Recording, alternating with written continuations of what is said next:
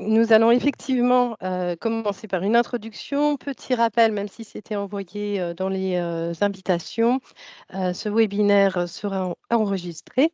Nous vous demandons de bien vouloir aussi couper vos micros lorsque vous ne parlez pas et d'intervenir bien sûr en priorité sur le chat, puisque ma collègue Isabelle va pouvoir reprendre les questions sur le chat pour la fin de la présentation et nous pourrons échanger à partir de ces différentes questions. Et je vous laisse la parole, Monsieur Maillard, pour l'introduction. Merci beaucoup. Alors, une introduction qui sera pas longue, hein, mais peut-être 2-3 mots pour remettre la programmation 2021-2027 sur le FSE régional dans son contexte et par rapport au FSE national et par rapport à l'histoire.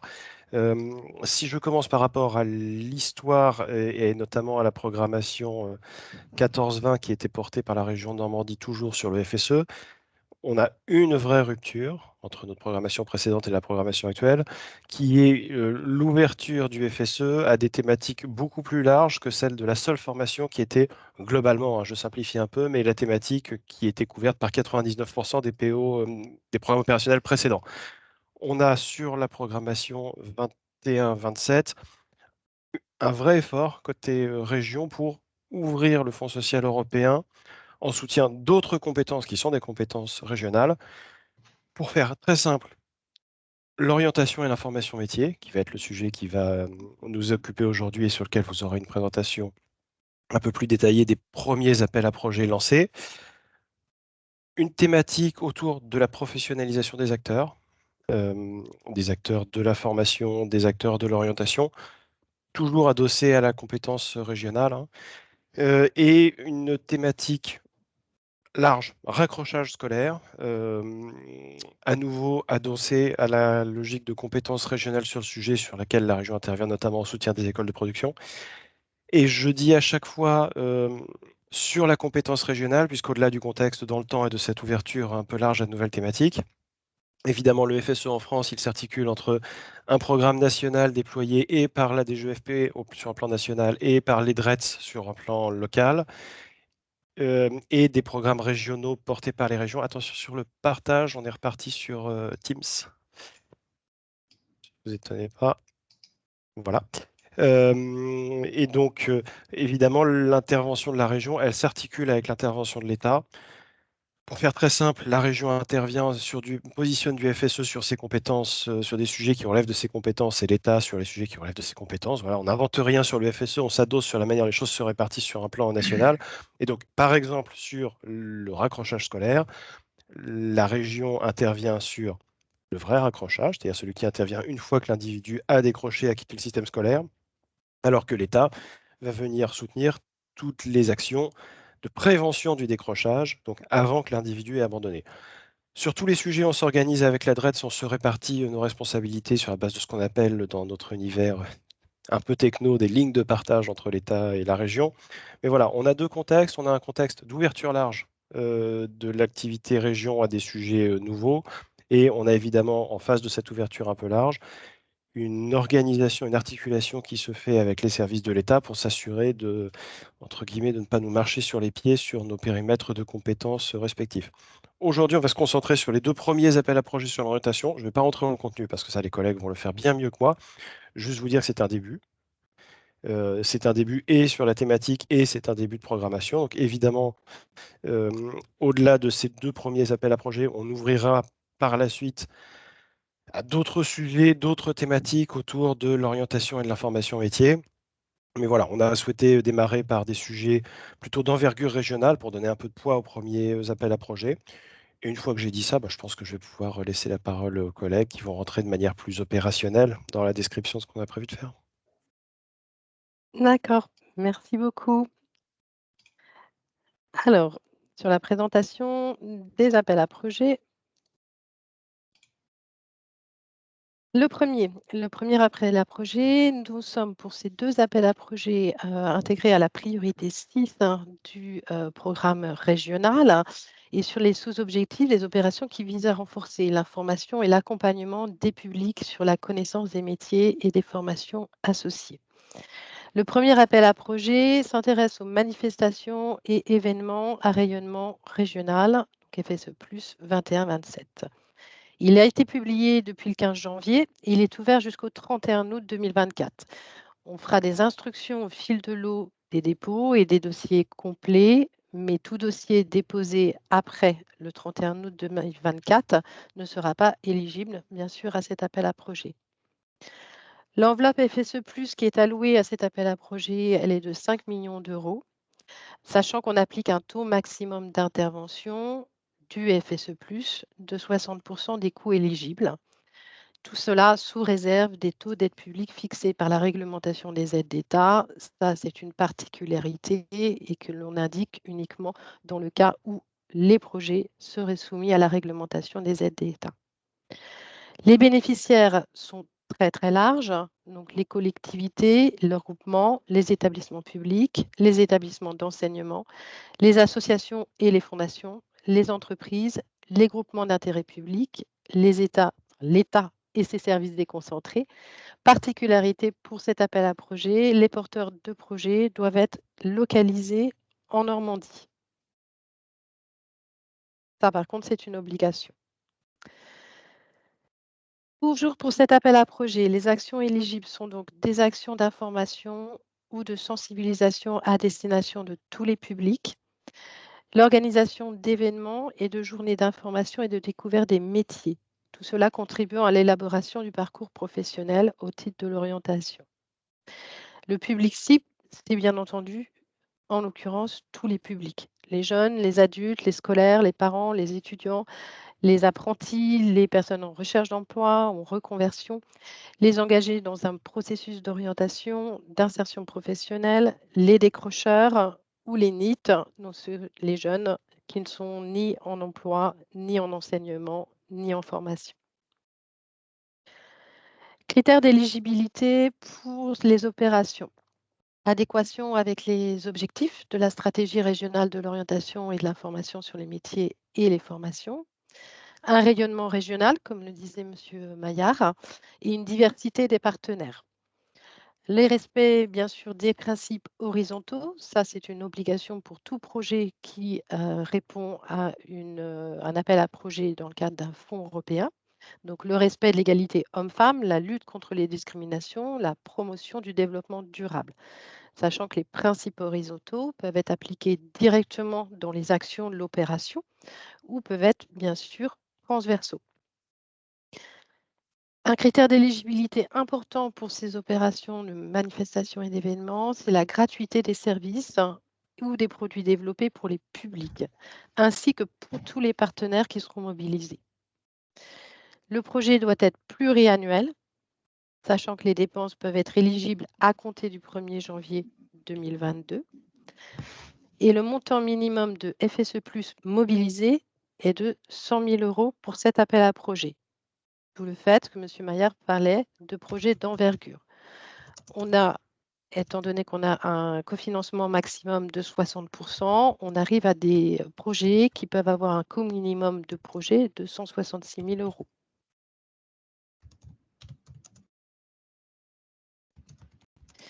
Les critères de sélection. Alors, ils sont bien sûr définis dans les cahiers des charges des appels à projets. Tout projet qui sera déposé fera l'objet d'un avis d'opportunité par un référent technique qui sera expert en orientation et qui complétera son avis à partir des critères de sélection définis. Le niveau de contribution à la stratégie régionale de l'orientation, le niveau de représentation des publics concernés et les modalités de ciblage de communication auprès de ces publics, les modalités de mesure d'impact proposées pour évaluer la pertinence de l'action, le niveau de rayonnement régional des actions, donc réalisation du projet sur des sites multiples sur l'ensemble de la Normandie. Et puis, on peut avoir sinon une réalisation d'un événement dans un lieu unique, mais qui rassemble une grande diversité des publics et des partenaires représentant l'ensemble du territoire.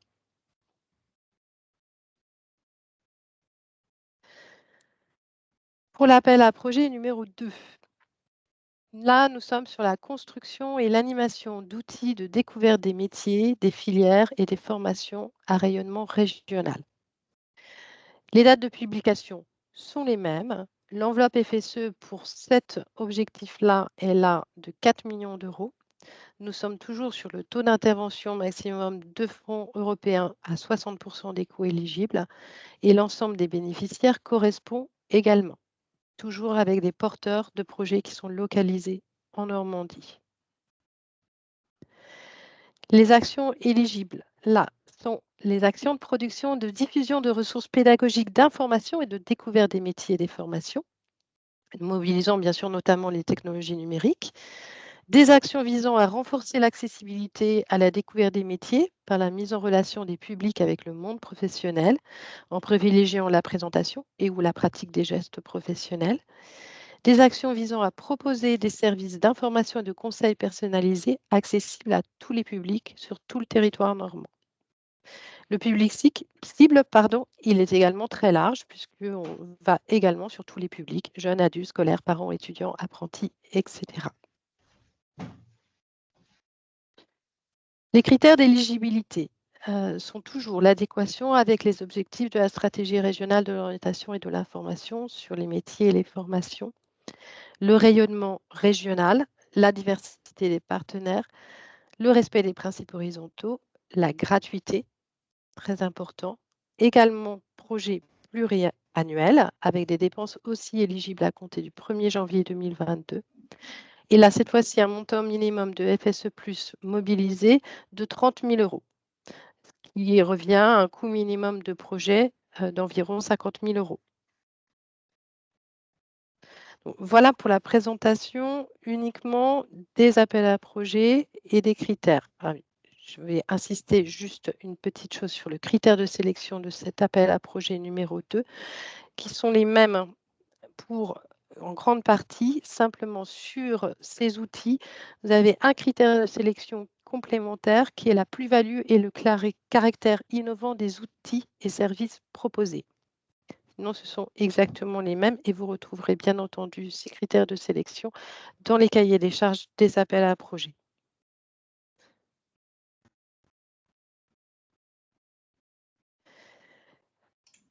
Pour la modalité de sélection des projets et d'attribution du FSE+, pour ces appels à projets. Donc, les étapes, c'est la sélection des dossiers qui sont déposés, complets, à partir du moment où ils sont éligibles, c'est-à-dire qu'ils répondent dans leur intégralité aux critères d'éligibilité que j'ai énoncés tout à l'heure, ils vont être instruits au fil de l'eau, selon les critères aussi de sélection et les pondérations, et l'avis d'opportunité qui sera émis. L'instruction du dossier et notamment l'instruction administrative financière est effectuée par le service Fonds européen pour la formation de la DFTLV et on aura une présentation au fil de l'eau pour avis en comité régional de programmation, juste avant présentation, toujours au fil de l'eau, pour attribution de l'aide européenne en commission permanente du Conseil régional. À partir du moment où ces étapes-là sont passées, on peut évidemment émettre une convention de financement FSE+. Très important à noter, toute modification dans la réalisation de l'opération telle qu'elle a été conventionnée doit faire l'objet d'une demande d'avenant avant la demande de paiement. C'est important et c'est important à noter pour les porteurs. Ne pas oublier, si vous avez une modification, que ce soit sur les dates de réalisation, sur le budget prévisionnel assez importante, ou sur des dépenses que vous auriez eues supplémentaires, il faut absolument faire une demande d'avenant, donc revenir vers le service instructeur. Mais bien entendu, une convention peut évoluer par avenant. Quelques points de vigilance quand on dépose un projet qui fait appel à des fonds européens. La demande d'aide doit être déposée par l'entité qui porte le projet et qui supporte les dépenses. Pour les entités notamment publiques ou en tout cas avec instance, bien prévoir une délibération en amont de la demande FSE+. Cette délibération, elle vous sera demandée pour pouvoir déposer.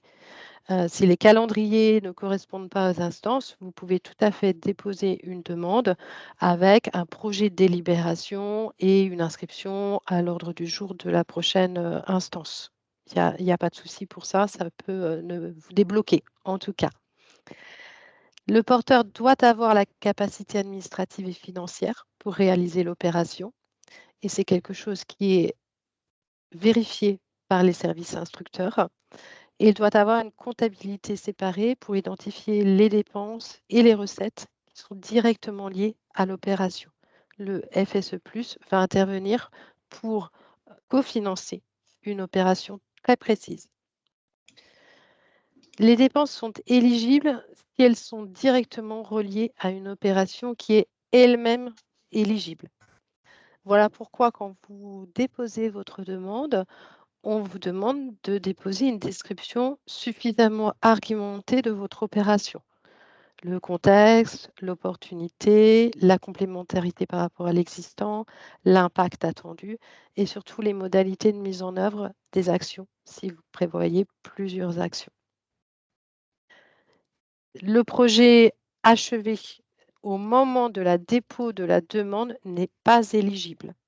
Là, nous sommes sur des opérations qui seront pluriannuelles. Vous pouvez tout à fait l'avoir démarré avant, avoir réalisé une action de votre projet, mais il ne faut surtout pas que votre projet soit achevé, sinon il n'est pas éligible à un fonds européen.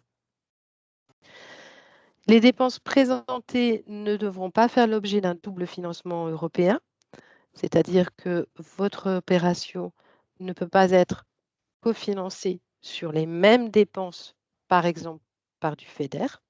Hein.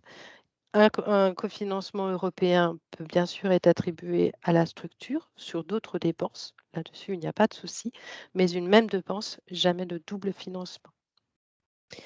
Il vous sera demandé, avant de déposer, d'estimer un budget prévisionnel de votre projet de façon juste et d'établir un calendrier réaliste. Pour les entités qui devront avoir une délibération, il est également demandé dans cette délibération que le budget prévisionnel soit présenté. Je vous ai mis un petit lien sur le site Europe en Normandie où vous avez un questionnaire sur avant de commencer qui reprend l'ensemble des questions que l'on peut se poser en tant que porteur de projet de fonds qui font appel à un fonds européen avant de démarrer sa demande. Qui peut être fortement utile. D'autres points de vigilance importants sur les fonds européens. Il s'agit du respect des réglementations en vigueur qui sont très spécifiquement contrôlées et contrôlées avec une très grande attention. Il s'agit de la réglementation de la commande publique pour tous ceux qui sont assujettis à cette réglementation précise. Vous avez retrouvé sur le site Europe en Normandie une notice, une checklist des pièces qui seront demandées pour l'instruction de votre projet, pour l'instruction de vos demandes de paiement. Voilà, pensez-y dès maintenant et bien en amont parce que ces documents sont bien à conserver et vous seront forcément demandés, tous. La réglementation des aides d'État. Alors, la réglementation des aides d'État, pour simplifier, on appelle une aide d'État une aide publique, c'est-à-dire pas uniquement de l'État, mais une aide publique dont font partie les fonds européens, qui va créer un avantage et qui menace de fausser la concurrence. Si jamais votre demande d'aide se retrouve avec une application de la réglementation des aides d'État. Il s'agit en fait d'une analyse qui sera faite par le service instructeur au moment de votre dépôt. Dans ce cas-là, on va pouvoir appliquer ce qu'on appelle un régime exempté. Et ces régimes exemptés, en général, imposent qu'il y ait eu au moins une prédemande avant tout début d'opération.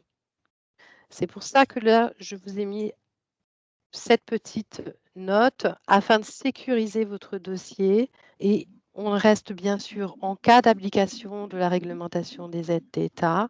Il est plus sécurisant de déposer une pré-demande si vous anticipez un démarrage d'opération avant de déposer votre demande.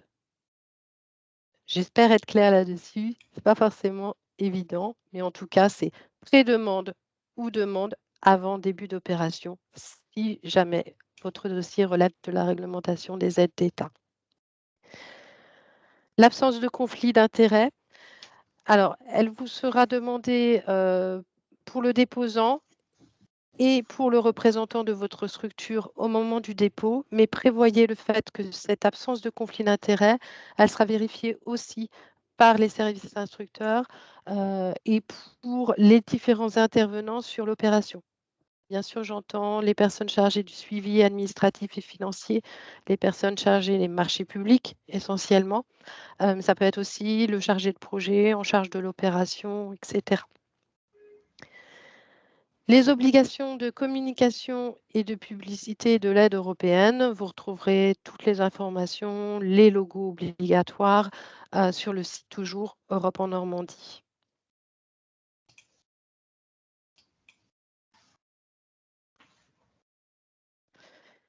Alors, pour vous accompagner pour répondre à cet appel à projet, vous allez retrouver la stratégie régionale de l'orientation et de la formation sur les métiers et les formations. Vous avez bien sûr tous ces liens aussi sur les documents à consulter dans les cahiers des charges des appels à projets. Cahier des charges que vous allez retrouver aussi sur le site Europe en Normandie, soit dans l'actualité, ouverture de 2 appels à projets, soit directement sur la page orientation de site. Et puis bien entendu, n'hésitez surtout pas à nous envoyer toute question ou demande de renseignements à l'adresse aap-fse-orientation@normandie.fr. Pour vous accompagner là plus sur le suivi, la gestion depuis le dépôt de la demande jusqu'à la demande de paiement, vous avez le site Europe en Normandie qui est vraiment à destination des porteurs. Vous retrouverez l'ensemble des documents. Vous avez le guide du porteur de projet qui est également disponible sur ce site-là.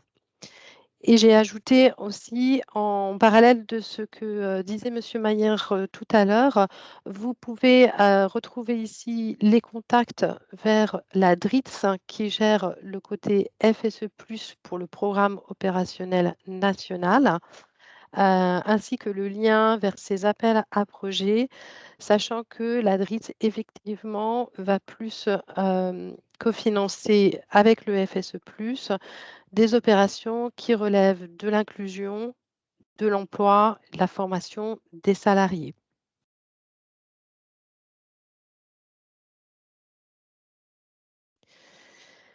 Un petit focus maintenant sur le plan de financement, puisque effectivement, on va vous demander un plan de financement prévisionnel et on va vous demander de le déposer au réel.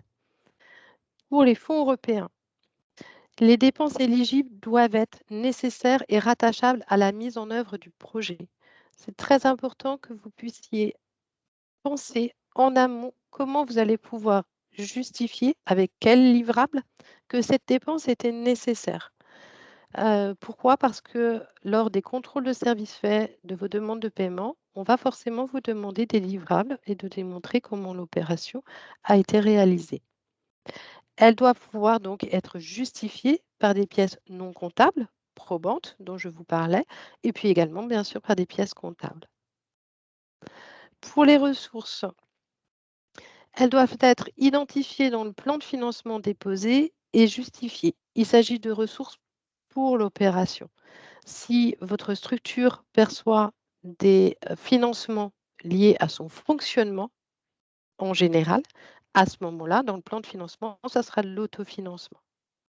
Si vous pouvez percevoir un financement pour votre opération, spécifiquement pour votre opération, si les dépenses ne correspondent pas exactement, on pourra proratiser. Mais tout cela pourra se faire uniquement à la lecture de la convention et si c'est là est détaillé dans la convention. Et les ressources, elles sont complémentaires au soutien européen, hein. On reste toujours, nous, avec notre taux maximum d'intervention de 60%. Les dépenses éligibles et les ressources, le cas échéant, pourront être prises en compte à compter du 1er janvier 2022. Bien sûr, ça dépend du calendrier de réalisation de chaque opération.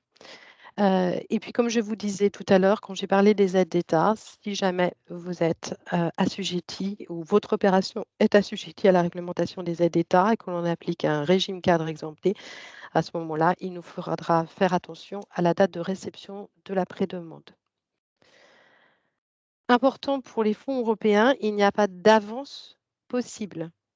C'est-à-dire que le porteur gère son opération, avance les fonds et sollicite des demandes de paiement sur facture acquittée. Par contre, il y a la possibilité de solliciter un ou plusieurs acomptes et dans ces cas-là, il est bien plus, conseillé de le prévoir lors de l'instruction de votre dossier, au moins sur les périodes pour lesquelles vous allez solliciter vos acomptes. Ça permet de fluidifier vos demandes de paiement et ça permet de fluidifier derrière les contrôles de services faits et donc d'écourter, si possible, la mise en paiement le versement de votre aide. Alors, les dépenses éligibles pour ces appels à projets sont les dépenses directes de personnel, donc la rémunération qui est prise en charge par le porteur, sachant que pour ces appels à projets, il est bien précisé que le temps minimum consacré à l'opération doit être de 10% du temps de travail. Et les dépenses directes de personnel sont justifiées sous présentation de bulletins de paie et de lettres de mission sur l'opération. Les dépenses indirectes, attention, pas de dépenses de fonctionnement de structure bénéficiaire. Le FSE vient bien financer une opération. Par contre, les dépenses indirectes, elles peuvent correspondre à des dépenses qui ne sont pas rattachables directement à l'opération, mais qui sont nécessaires à sa réalisation. On peut penser à des dépenses d'impression, des dépenses de téléphonie, etc. Et puis, bien sûr, les dépenses de prestations externes.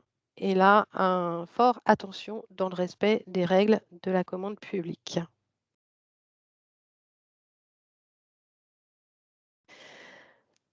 Nouveauté aussi sur cette programmation, en ce qui concerne les plans de financement, ce sont les options de coûts simplifiés.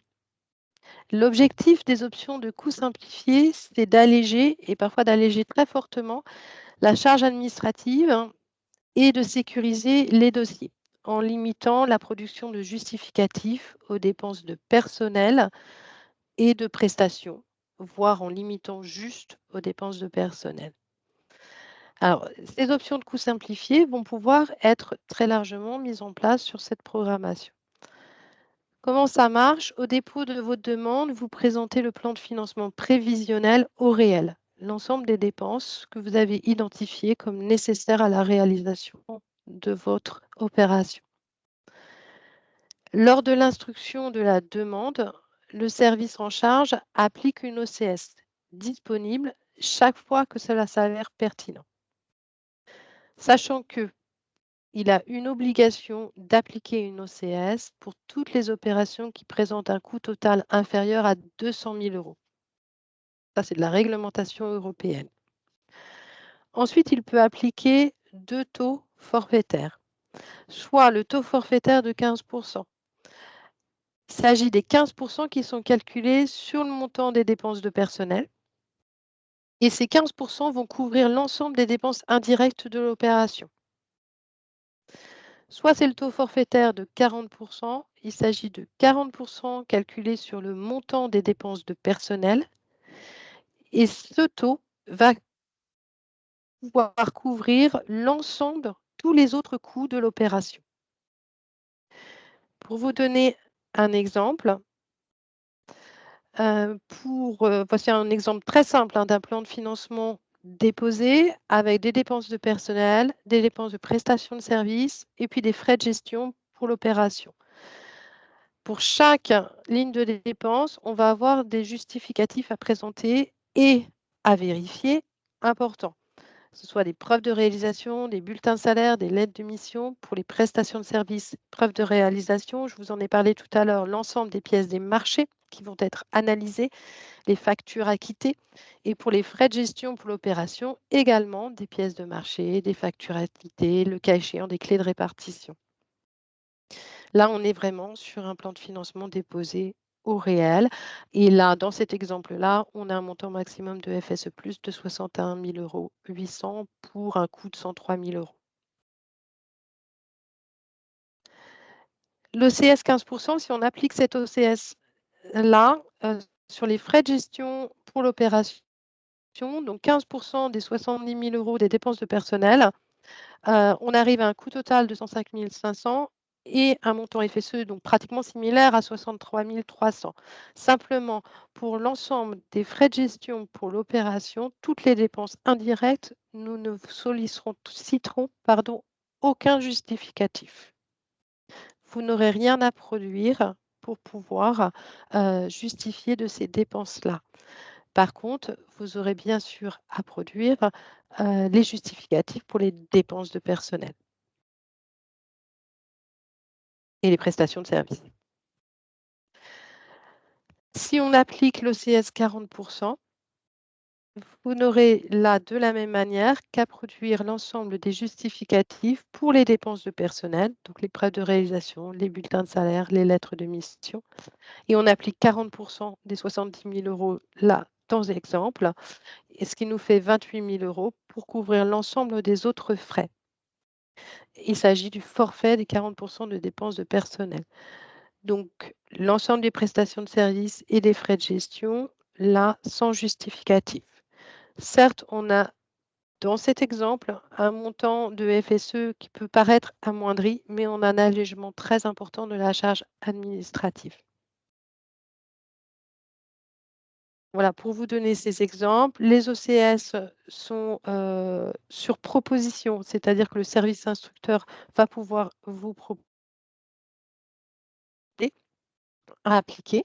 Vous pouvez aussi déposer votre plan de financement au réel et solliciter après l'application d'une OCS.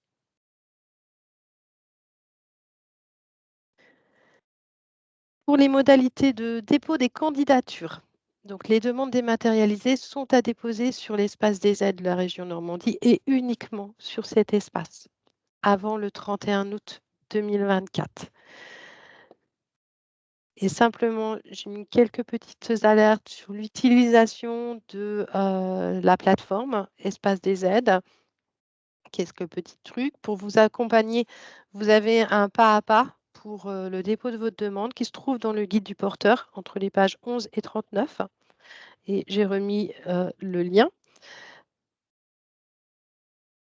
Également, pour vous accompagner, vous avez la mise en place d'un téléphone pour une assistance pour toute question d'usage de cette plateforme, Espace des aides.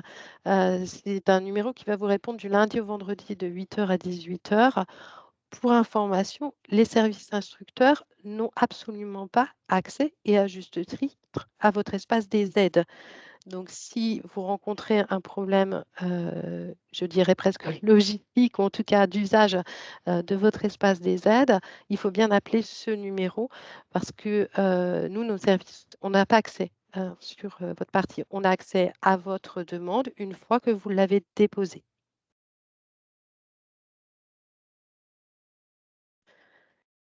Petit truc très important, quand vous accédez sur votre espace, vous pouvez aller dans Mes aides et bien sélectionner le téléservice adéquat pour répondre au bon appel à projet. Pour information, il ne nous est pas possible de transférer une demande qui aurait été déposée sur le mauvais téléservice. C'est-à-dire que si jamais vous vous trompez à ce moment-là, on va vous demander de redéposer. Vous avez la possibilité de mettre les premières lettres d'orientation et vous allez avoir les téléservices qui vont vous être proposés. Sachant que je vous les ai remis ici, il s'agit bien soit de orientation, manifestation et événements rayonnement régional FSE+, et vous avez même le lien direct en dessous, ou alors orientation, construction et animation de découverte, FSE+, toujours.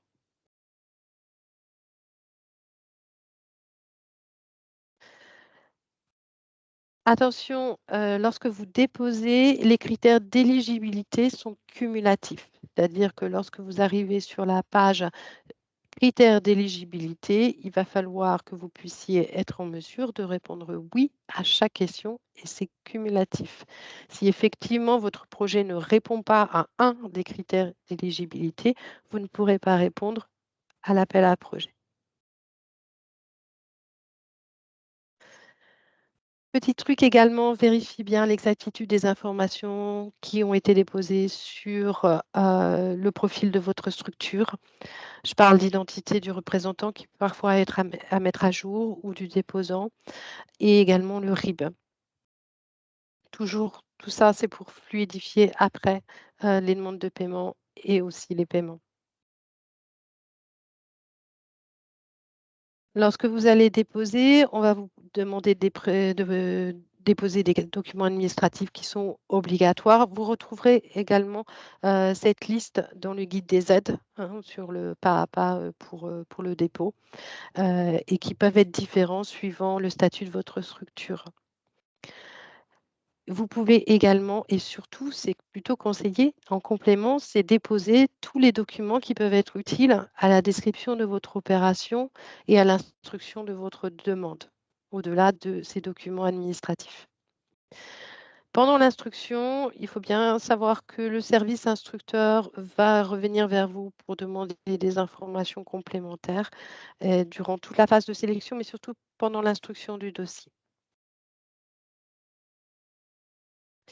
Et enfin, petit conseil aussi, enregistrer en cours de saisie et ne pas omettre de transmettre à la fin votre demande. Tant que vous n'avez pas transmis, vous pouvez revenir dessus. Nous n'avons pas accès, encore une fois, mais je l'ai surligné en jaune. Ne pas oublier d'appuyer sur le bouton parce que tant que vous n'avez pas transmis, nous ne réceptionnons pas. Lorsque vous aurez transmis, vous recevrez un accusé réception. Et nous vous demandons de bien vouloir adresser un mail toujours sur la même adresse parce que nous, de notre côté, nous n'avons pas d'alerte sur la transmission. Par contre, bien entendu, nous allons voir très régulièrement sur les documents qui sont transmis.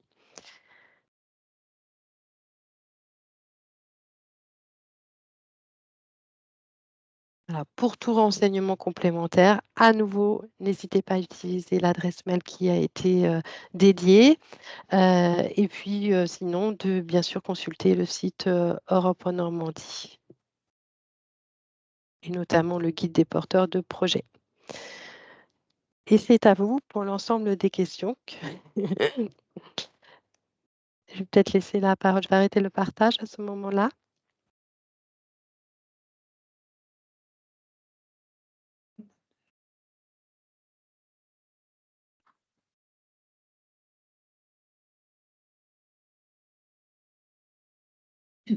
Bonjour. Bonjour. Bonjour. Nathalie Voisin, agence de l'orientation et des métiers. Je suis avec ma collègue Charlotte Pigeon, qui est chef du pôle événementiel et qui a posé quelques questions dans le Tout chat. à fait. Tu peux prendre les armes. Puisque nous, en tant qu'agence régionale, nous, on va bien évidemment, là, on est en phase de finalisation de nos projets là, pour voilà, déposer un dossier sur les 2 appels à projets. Mais on est aussi en contact avec des partenaires qui voilà, sont potentiellement intéressés par voilà, demander un financement FSE, d'où quelques questions. Donc, je vais peut-être laisser la parole à Charlotte pour revenir.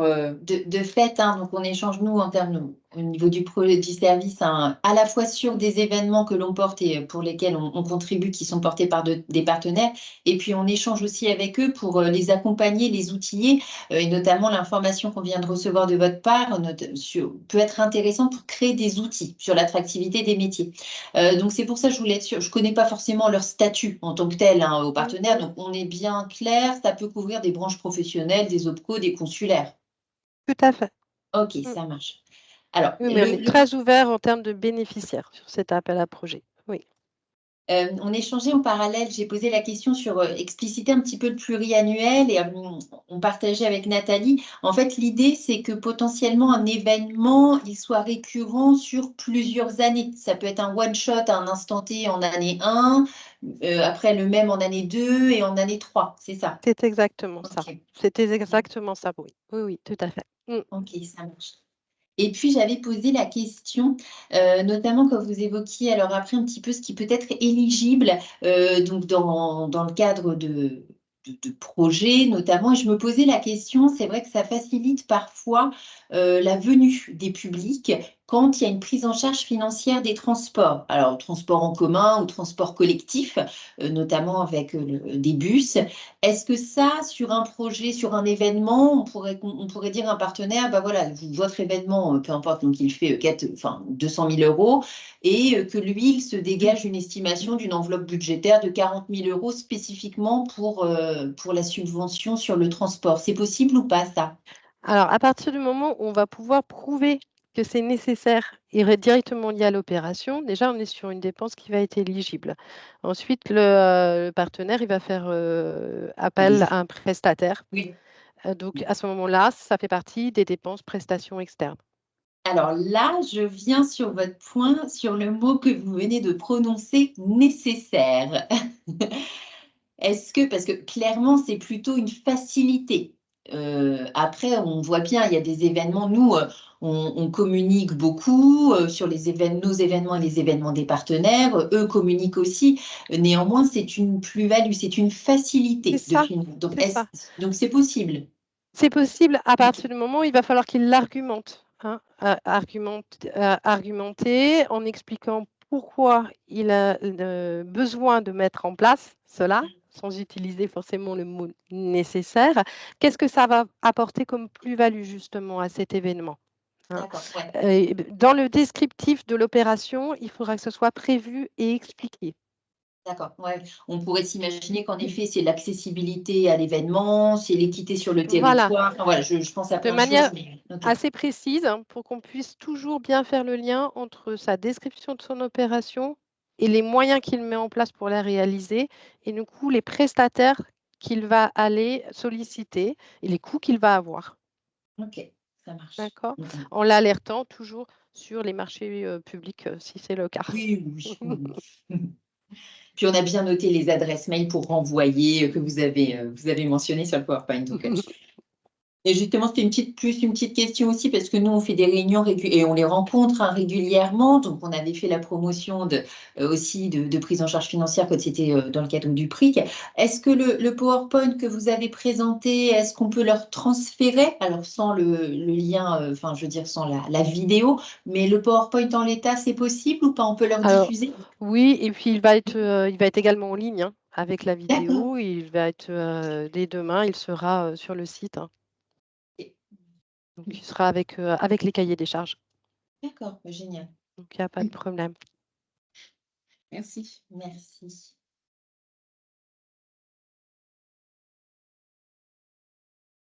J'ai une dernière petite question qui me vient Oui. comme ça, parce que je pense à un projet. J'ai plus en tête, et vous l'avez peut-être souligné, ça peut être 2 partenaires qui portent un projet ou pas? Il faut que ce soit porté par une seule entité. Une seule entité. Ok. Une seule entité, et c'est l'entité qui porte aussi, bien sûr, financièrement et qui avance les fonds. Ok. Merci, Gwenaëlle. Pas de problème. Alors, il y avait d'autres questions. Jusqu'à quelle date peut-on étendre le projet? Il y avait eu cette question-là tout à l'heure. Alors, sur ces appels à projets, nous n'avons pas de fin d'éligibilité des dépenses. Donc, on va sur potentiellement la fin de la programmation. C'est-à-dire qu'on pourrait aller pratiquement sur ces appels à projets, parce que ça dépend des appels à projets, si c'est précisé ou pas, on pourrait aller presque jusqu'à 2027, puisqu'on est sur la programmation 2021-2027. Après, attention, on est sur un projet pluriannuel. Par contre, forcément, on va s'engager sur un plan de financement qui va être proportionnel à la durée de l'opération. Et à partir du moment où on met une date de fin d'opération, parce qu'il va vous être demandé de mettre une date d'opération, ça veut dire qu'en parallèle, il va falloir pouvoir compléter un calendrier de réalisation de l'opération. Et comme je précisais dans le PowerPoint, un calendrier doit être un petit peu plus précis qu'on va faire chaque année, pour reprendre l'événement, ce même événement. On aura besoin d'une période, etc., quelle année, etc. Même si ça reste du prévisionnel et bien sûr, même s'il peut y avoir des adaptations. Autre question, une association qui aurait son siège hors de Normandie peut-elle répondre à l'appel à projet? Alors, sur cet appel à projet, il est explicitement notifié que... Est-ce qu'on m'entend toujours? Pardon? Oui, non. Il est expressément notifié que les porteurs doivent être des porteurs localisés sur le territoire normand. C'est un des périmètres éligibles. D'accord. Et donc là, étant donné que c'est notifié dans l'appel à projet, il va être très très compliqué d'y déroger. Ou alors il faudrait pouvoir prouver que l'on a uniquement une adresse siège et que on a des antennes locales, par exemple, en Normandie, ou un ensemble d'actions qui interviennent très régulièrement en Normandie.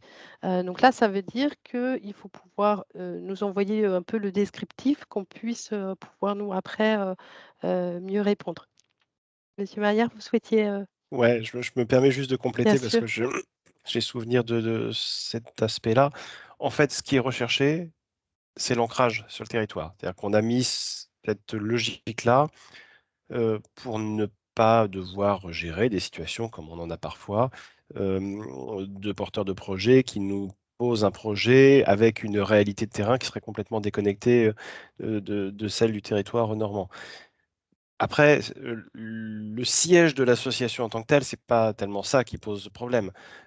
Par contre, si la structure, quelle qu'elle soit, a un siège je prends l'exemple, en Pays de Loire et n'a aucune implantation en Normandie, on ne rentre pas, voilà, ce que disait Gwenaël, dans l'objectif de cet appel à projet qui cible bien des structures qui sont implantées sur le territoire normand.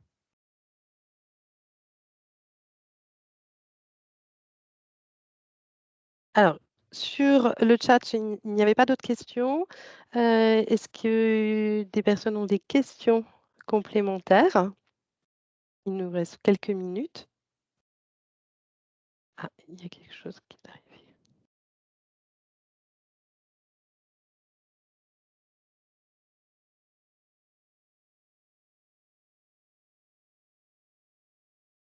Je pense que c'est suite à l'intervention de Monsieur Maillard, comme il nous disait, là, il y a apparemment un parcours éducatif qui est déployé en Île-de-France et un siège qui serait sur Nantes.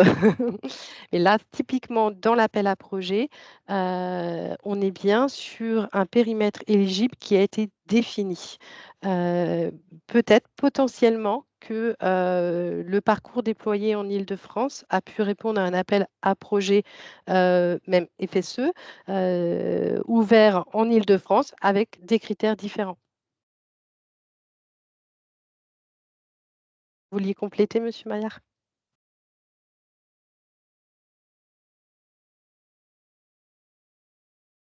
Après, Nancy, peut-être, je complète pas, mais pour qu'on ne fasse pas forcément le débat de telle situation spécifique dans le webinaire, parce qu'au-delà des grands principes, ce n'est pas l'objet. Si vous avez une interrogation finalement sur une hypothèse d'un projet sur lequel vous avez un doute sur, mais est-ce que c'est bien un ancrage normand tel qu'on l'entend ou pas, on peut aussi, voilà, n'hésitez pas à contacter les collègues pour un échange plus précis ultérieur sur telle ou telle situation. L'objectif de l'appel à projet, c'est bien de cibler des projets sur des porteurs qui ont un ancrage normand. Voilà, c'était l'objectif. Après, cette notion d'ancrage, d'implantation sur le territoire normand, on peut l'évoquer en dehors du, cadre du webinaire, sur des situations particulières. Voilà, tout à fait. Et c'était l'objet aussi de la conclusion de cette présentation. C'était bien de vous rappeler effectivement l'adresse mail sur laquelle vous pouvez bien entendu poser vos questions, mais également toutes les interrogations que vous pouvez avoir sur des projets particuliers en dehors de ce webinaire, toutes les questions que vous pourriez imaginer et qui sont liées vraiment à votre opération qui pourrait faire appel à du fonds européen. Donc là-dessus, n'hésitez absolument pas. Et je vous remercie tous pour votre attention et je vous souhaite une très bonne fin de journée. Au revoir. Au revoir. Merci beaucoup. Au revoir. Au revoir, merci à tous.